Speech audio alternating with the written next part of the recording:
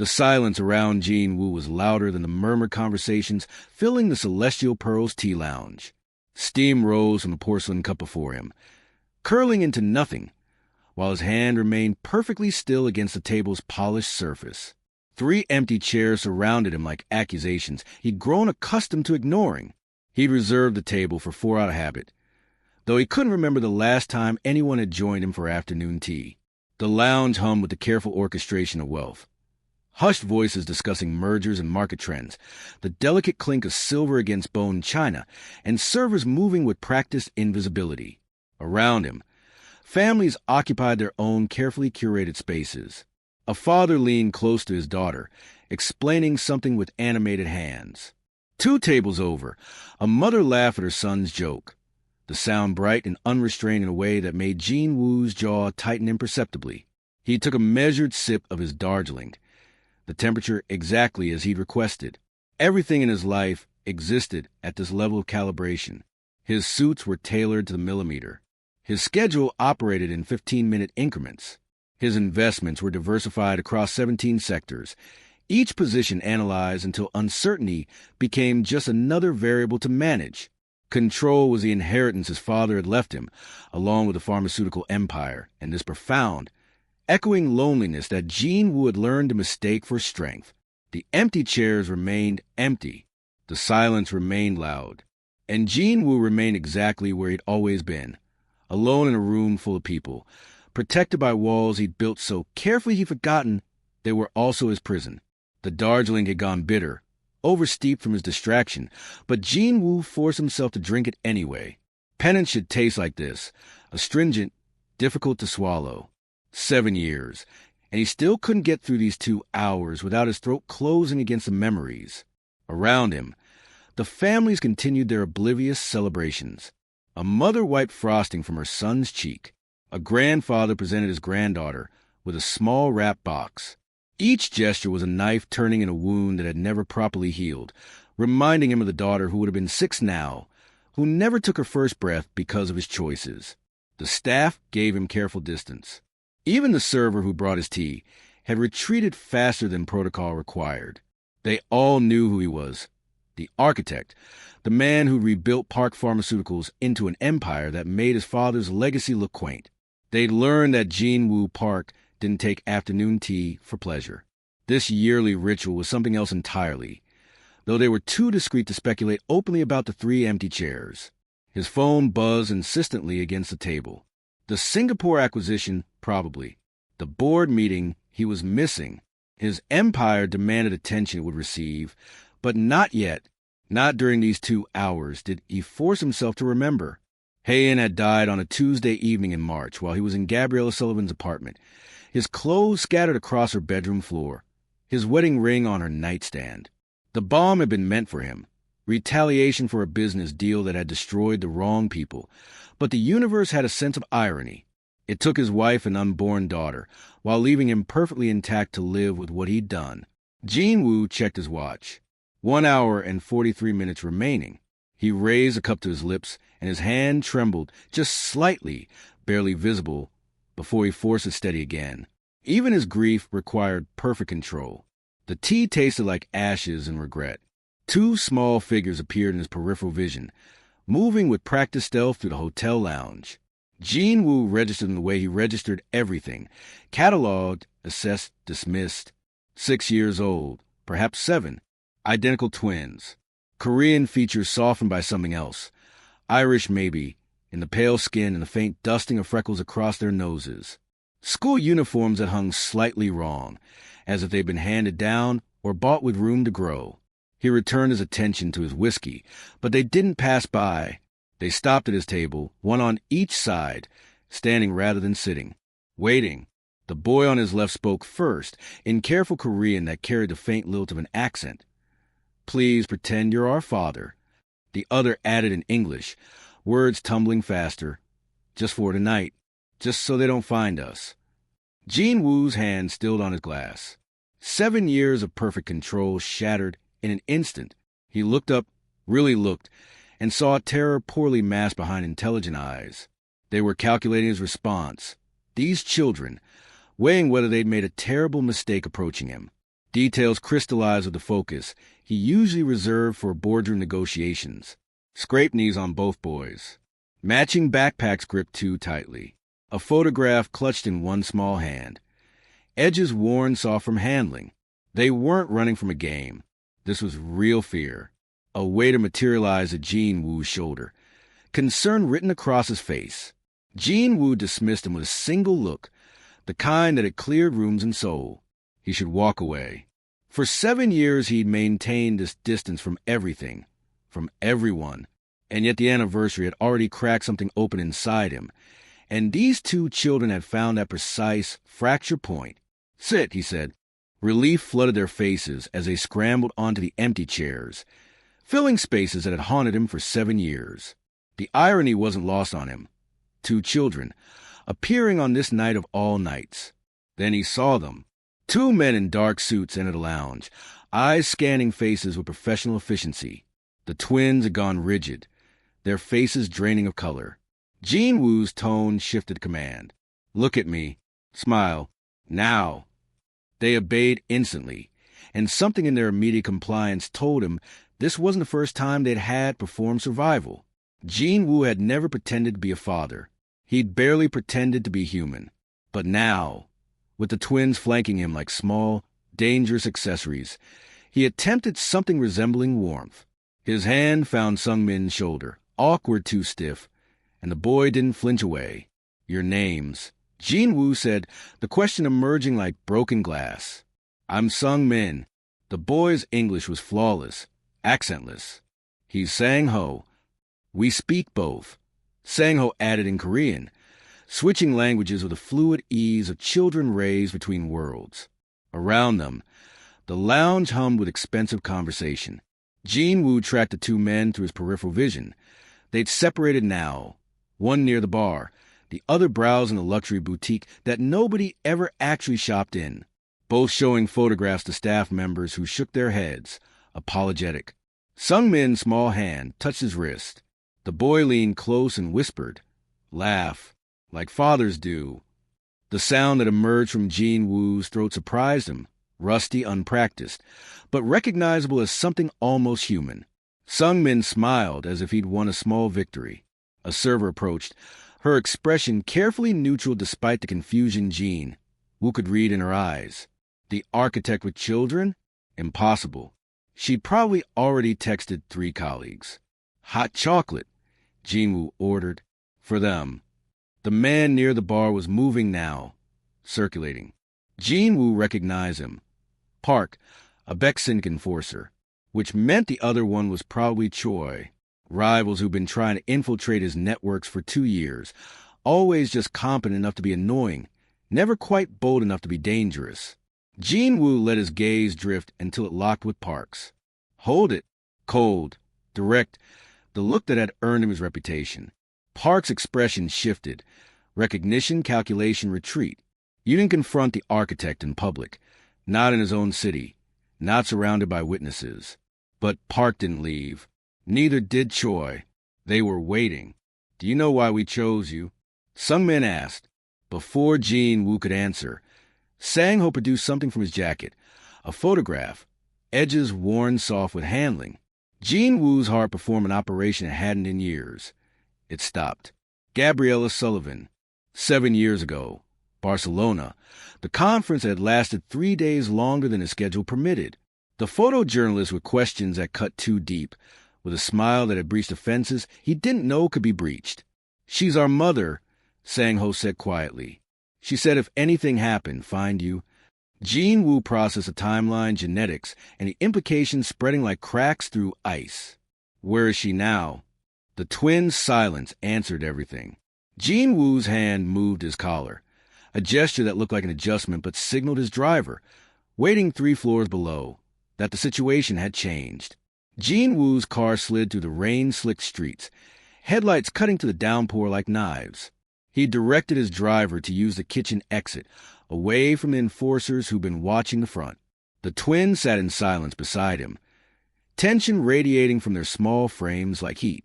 His private office occupied the top floor of a building in Gangnam, all concrete and steel, with floor-to-ceiling windows overlooking the city's glittering sprawl. Security cameras tracked every angle. The space held no photographs, no personal touches, just clean lines and locked doors. The twins stood near the windows, backlit by Seoul's neon glow. Sung-min spoke first, her voice steady despite the tremor in her hands. Our mom raised us in Dublin. Never mentioned you until 3 months ago. She paused, glancing at her brother. She found out the Beck Syndicate was hunting her. They wanted to use her connection to the architect. Sang-ho picked up the thread, quieter but no less certain. She sent us here with specific instructions. Find you on this date at this place. His eyes met Jin Woo's. She was killed 2 weeks ago. They made it look like an accident. The words landed like blows. Jin Woo's expression didn't change, but his hands tightened imperceptibly. Her colleague helped us escape, Sung-min continued. We've been in Seoul for 5 days, watching you, trying to decide if we could trust you. She said you were the most dangerous man she ever knew, Sung-min added, her gaze unflinching. Sang-ho's voice was softer, but also that you never broke a promise. Jin Woo understood immediately. Gabriella had been thorough, meticulous. During their affair, she must have documented everything, his organization, his operations, and his vulnerabilities. That information was what the Beck Syndicate wanted, leverage to dismantle everything he'd built. Do you have her files? His voice was ice. The twins exchanged glances. Sang-ho nodded once. She said, only give them to you, Sung-min said, and only if you proved you were our father. DNA tests, protection protocols, enemy assessment. Jin Woo's mind cataloged necessities with practiced efficiency. But then another question surfaced, one he'd been avoiding since the moment they'd appeared. How old are you? 6. Our birthday is October 14th. The world tilted. October 14th, the day Hayan died. The day he'd sought oblivion in Gabriella's arms. The affair that destroyed his marriage had produced these children. His worst day was their first. He looked at them, truly looked, and saw himself reflected back. The calculating eyes, the careful stillness, and the survival instinct honed sharp. His phone shattered the silence. His second-in-command's voice was terse. The Beck Syndicate's been making inquiries. They know you made contact. They're escalating. Jin Woo's jaw tightened as he studied the twins standing before him.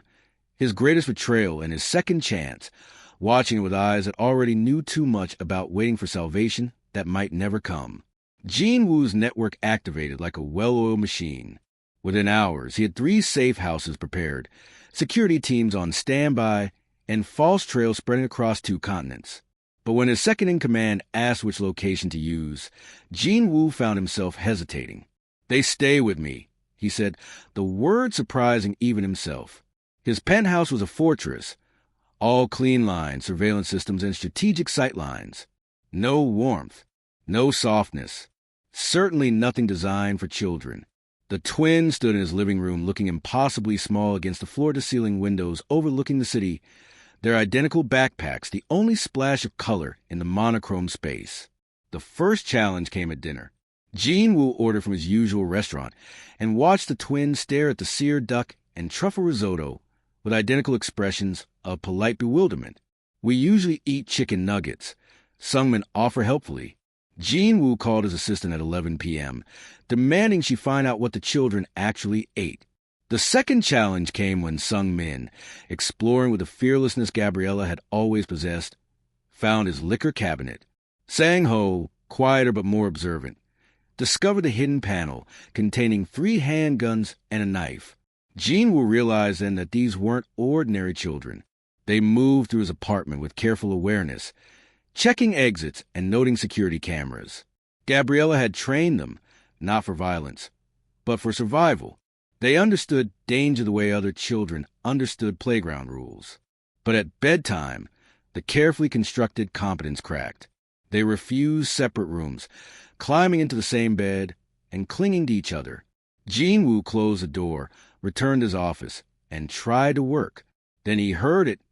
Quiet crying, the kind that came from trying desperately not to be heard. He found himself standing outside their door, hand on the handle. He hadn't offered comfort to anyone in 7 years. Didn't know if he remembered how. He entered anyway. sat on the edge of the bed, silent and awkward. Sung Min's crying stuttered to a stop. Sang-ho's eyes reflected the city lights outside. Jin Woo didn't speak, just stayed. It felt like the most honest thing he'd done in years. Days developed their own rhythm. Breakfast together, Jin Woo learning that children required specific foods at specific times. The twins were doing homework at his dining table while he worked, their presence somehow making the space feel less like a tactical position and more like a home. Sung Min talked constantly, questions spilling out like water from a broken dam. Why do you have so many phones? What's that scar from? Do you know how to juggle? Sang-ho watched everything, absorbing and analyzing. Jin Woo recognized the pattern. It was his own. He taught them chess one evening, expecting to dominate.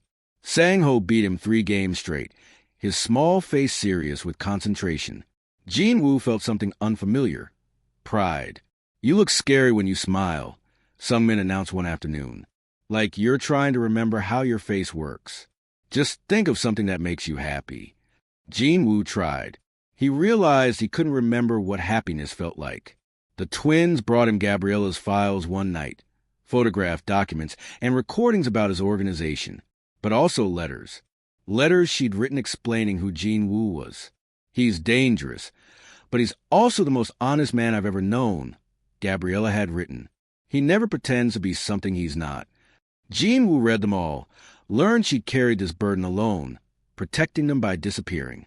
The guilt shifted, deepened, became something more complex than regret. When the Beck Syndicate hit one of his fronts, his organization expected immediate retaliation. Jin Woo stared at the reports, then at Sang-ho and Sung Min playing chess in his living room. What's changed? His second-in-command asked, confused by the hesitation. Everything, Jin Woo thought, watching Sung Min laugh as Sang-ho captured his queen. Everything. 2 weeks dissolved into a rhythm Jin Woo had never known existed. The penthouse transformed in ways no architect could have planned.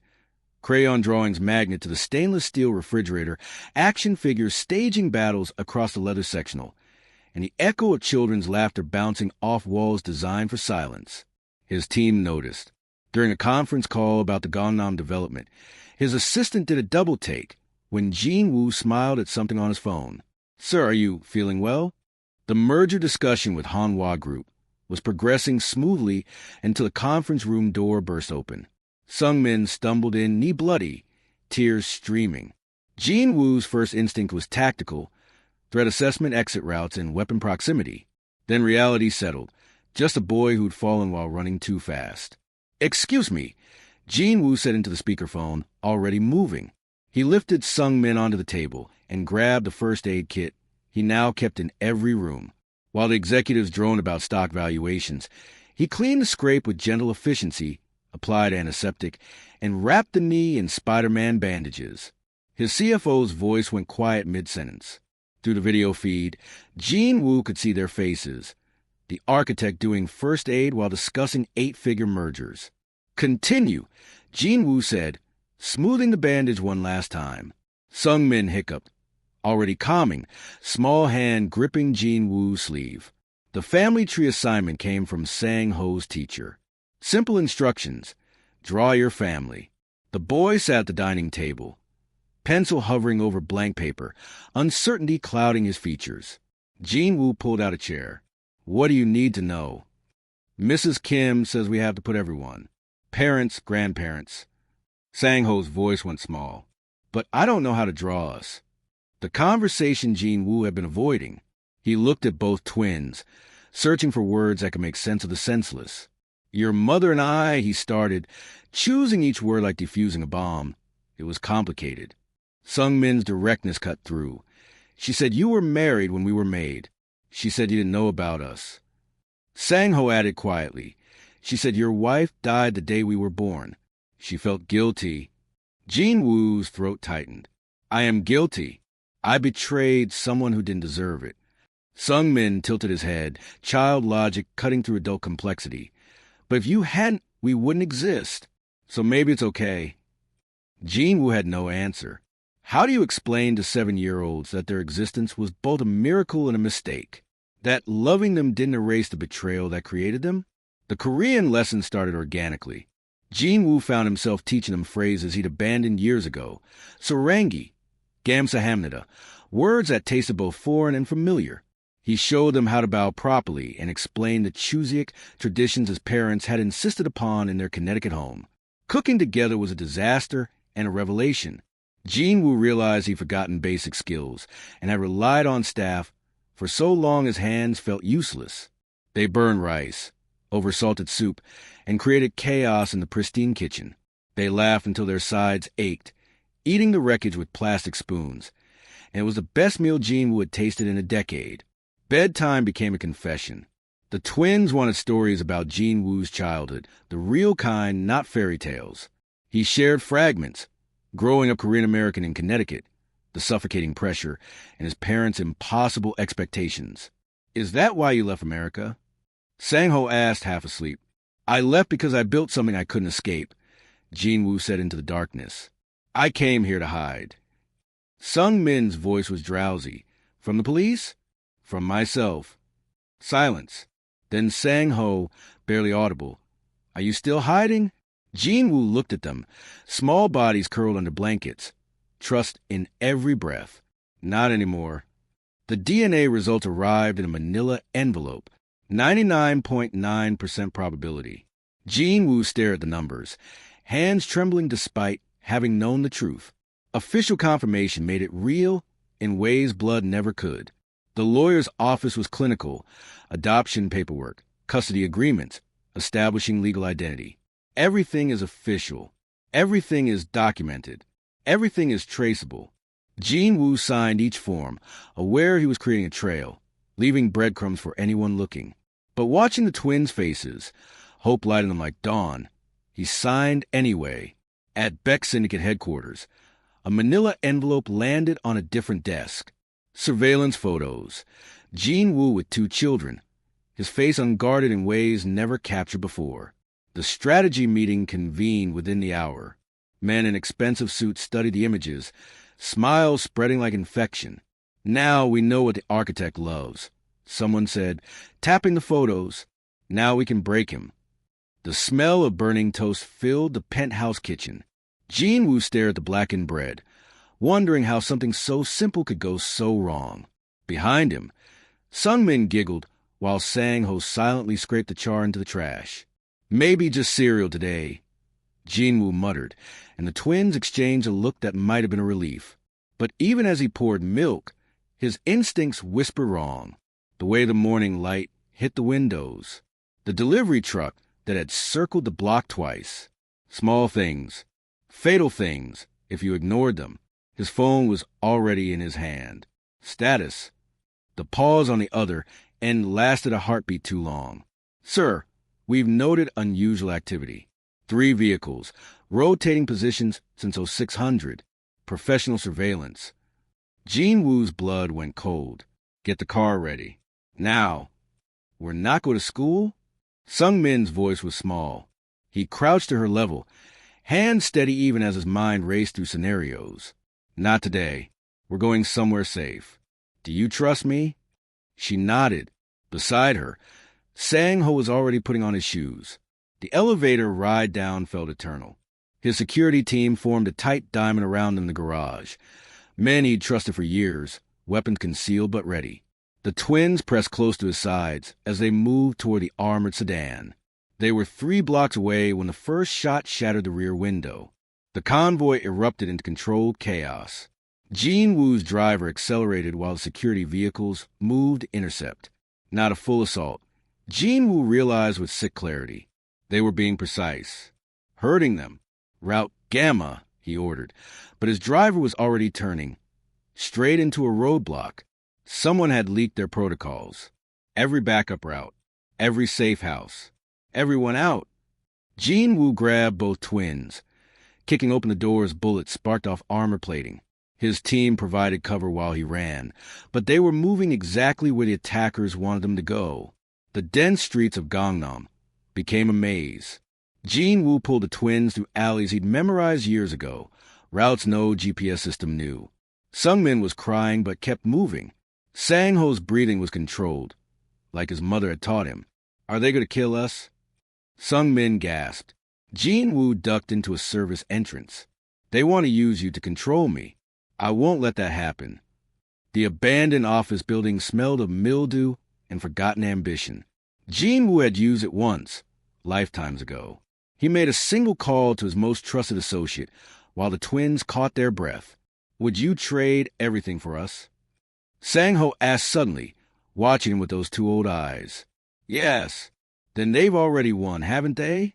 Because you care now. The truth of it hit harder than any bullet. Caring makes you vulnerable. But staring at these children, his children, Jin Woo understood it wasn't weakness. It was focused.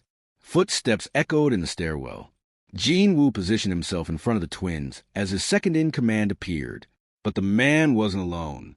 Beck enforcers flanked him, weapons drawn. 5 years. 5 years at his side. You changed, the betrayer said, almost apologetic. The architect doesn't have children. I don't care. You're weak now. Jin Woo's laugh was as sharp as broken glass. I'm not weak. I'm dangerous. There's a difference. When I had nothing to lose, I was careful and calculated. Now I have everything to lose. Do you know what that makes me? Understanding flickered across the betrayer's face. Too late. The enforcers moved fast, separating Jin Woo from the twins. Sung Min screamed, fighting with everything she had. Sang-ho went quietly, but his eyes never left Jin Woo's face. That trust, complete and unearned, was more devastating than any weapon. They beat Jin Woo to his knees, forcing him to watch them drag his children away. Tomorrow night, Celestial Pearl Hotel, private lounge, the betrayer recited. Every asset, every contact. Transfer your empire to Beck, or we kill one twin per hour. Blood filled Jin Woo's mouth. Tell Beck I'll be there, and tell him to prepare for war. Alone in the silence, Jin Woo pulled out a burner phone. The number he dialed belonged to a ghost, Detective Kim, the one honest cop who'd investigated Hae-in's death. The man who looked at the evidence and let Jin Woo disappear rather than prosecute a grieving husband. I need a favor, Jin Woo said when the line connected, and I'm ready to burn everything down to pay for it. 20 hours until the deadline. Jin Woo sat at his destroyed penthouse, surrounded by 17 monitors, each one displaying a different piece of his empire. He wasn't gathering assets to surrender. He was dismantling everything he'd spent 15 years building, tracing every connection, every account, every shadow transaction that formed the architecture of his power. The detective arrived with 3 officers, men whose careers had been built on bending rules for the right cause. They stood in the doorway, watching Jin Woo work with the manic precision of someone who'd finally stopped lying to himself. You're not planning a rescue, the detective said. You're planning a demolition. Jin Woo didn't look up from the screen. The Beck Syndicate wants my empire. They can have it. Every poisoned piece. This will destroy you two. Everything you've built. I built it wrong. Jin Woo's fingers moved across the keyboard, feeding information to law enforcement servers, media outlets, rival organizations. I built walls instead of windows. I built a tomb instead of home. The genius of his plan was its simplicity. He positioned the Beck Syndicate to absorb his organization, making them hungry enough to ignore caution. They thought they were winning. They didn't realize that every asset they claimed was traced, every connection logged.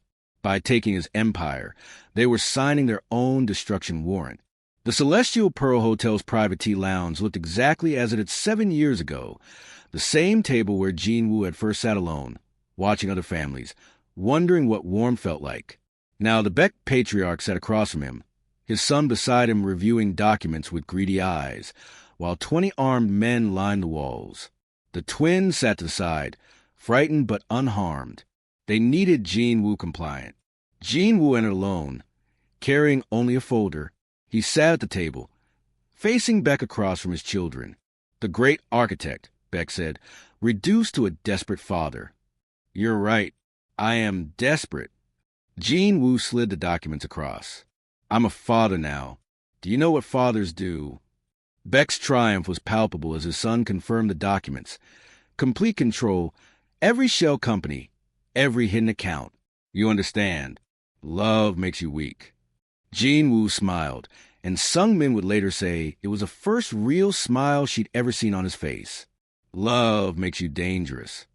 He stood, walking to the twins. Close your eyes. This will be loud. What did you do? Sung Min whispered. I kept my promise. I protected you. The explosion of consequences. Federal agents pouring through every entrance, media cameras flooding the lobby below. Every transaction Beck had just accepted was documented, traced, and illegal. By claiming Jin Woo's empire, he confessed to decades of crimes on record. But the patriarch wasn't finished.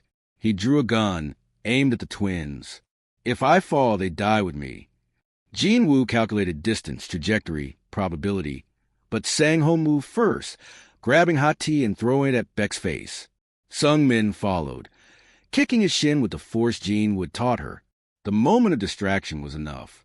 Jin Woo disarmed him with nothing graceful, nothing calculated. Just desperate father strength, brutal and effective. Federal agents secured everyone. The Beck syndicate was finished. But so was Jin Woo. He'd exposed himself through his own document trail. The detectives' compromise, witness protection for the twins, testimony from Jin Woo. Give me one moment.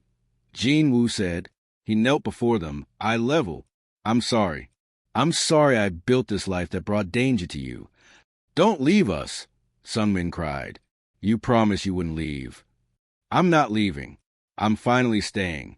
Really staying. No walls, no hiding. Sang-ho, always perceptive, understood. You're going to prison. For a while. But I'll come back. And this time, I'll be someone worthy of being your father. The twins embraced him, and Jin Woo held him and finally, after 7 years of perfect control, allowed himself to cry. Not for what he'd lost, but for what he'd found. In the same tea lounge where he'd once sat alone, the empty chair was finally filled. 18 months slipped by like water through fingers. Jin Woo stood in the courtroom, hands folded, as the judge delivered his sentence. 5 years, with the possibility of parole in 3. The number felt abstract, meaningless. What mattered was that his testimony had worked. 12 arrests, 3 networks dismantled, and countless victims spared from what he'd helped create. The judge's voice was measured but firm. Your cooperation has been invaluable, Mr. Park. But cooperation does not erase culpability. 5 years. Jin Woo nodded once. This was his penance, and he chose it freely. As the bailiff approached, movement in the gallery caught his eye. Sung Min and Sang-ho, squeezed between Detective Kim and his wife, were waving frantically. Jin Woo raised his hand, a small gesture that somehow contained everything he'd learned about love in the past year and a half. The smile that crossed his face was unguarded and genuine. No walls, just a father waving to his sons. 2 years later, the minimum security facility felt less like punishment and more like necessary stillness. Jin Woo taught financial literacy to other inmates, his architectural mind now building futures instead of laundering empires. The control that once kept people at arm's length now brought them peace. He'd learned to use his stillness differently. On visitation day, the twins burst through the door, 9 years old now, all gangly limbs and confidence. Sung Min talked in breathless paragraphs about school, friends, and their new identities in Seoul. Sang-ho watched Jin Woo carefully, searching his face. Are you okay? Sang-ho asked. Really okay? Jin Woo considered the question with the honesty he'd learned was worth more than any protection. I'm better than I've been in a decade. I'm not hiding anymore. They talked about parole in 6 months and about the consulting position offered by Financial Crimes Investigation, using his skills to dismantle what others built in shadow. Sung Min grinned. So you'll still be dangerous, just legally dangerous. Jin Woo laughed, a sound that still surprised him. Something like that. Sang-ho slid a folder across the table. Inside were blueprints drawn in crayon and colored pencil. For bedrooms, impractical room layouts. Windows everywhere. For our house, Sang-ho explained. 1 for me, 1 for Sung Min, 1 for you, and 1 empty. Jin Woo's throat tightened. For Mom, Sung Min added quietly. So she's still part of us.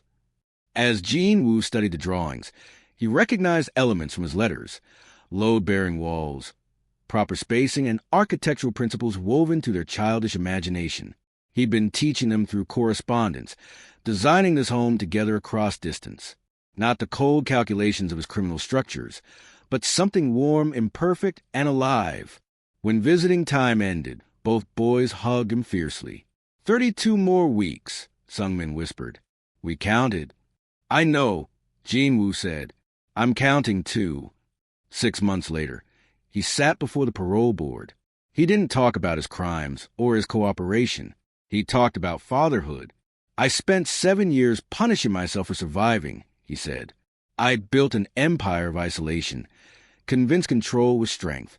Then 2 6-year-old boys sat in empty chairs and taught me the difference between existing and living. I'm not asking for forgiveness. I'm asking for the chance to be worthy of the second chance I've been given. The board deliberated, approved. So autumn painted everything gold. Jin Woo walked out of the facility to find Sungmin and Sang-ho holding a sign. Welcome home, Dad. The word still felt foreign, but no longer frightening. They didn't go to the penthouse or a safe house. They went to the Celestial Pearl Hotel, to that same tea lounge, to a table set for 3, not 4 chairs with one empty. Just 3, the right number for their family. They ordered tea, hot chocolate for the twins, and small cakes. Sungmin chattered about their new school. Sang-ho showed off his chess rating. Jin Woo listened, participated, and was fully present. No phone calls. No security details. No walls. Just a father and his sons, having tea on a Sunday. Is it still hard? Sang-ho asked. This day? Jin Woo thought about it. Yes, but it's also your birthday, so it's complicated. Good complicated or bad complicated? Jin Woo looked at these unexpected gifts born from his worst mistake. Good. Definitely good. Steam rose from 3 cups, intertwining in the air. Jin Woo checked his watch. Not to endure, but to memorize this moment worth keeping. Some days aren't meant to be forgotten. They're meant to be transformed. The day he lost everything became the day he found everything. 7 years of isolation, broken by 2 children who saw past armor to the father underneath. Jin Woo reached across to fix Sang-ho's collar, a casual, fatherly gesture, the kind of small moment that means everything. The empty chair wasn't empty anymore. It had multiplied into 3.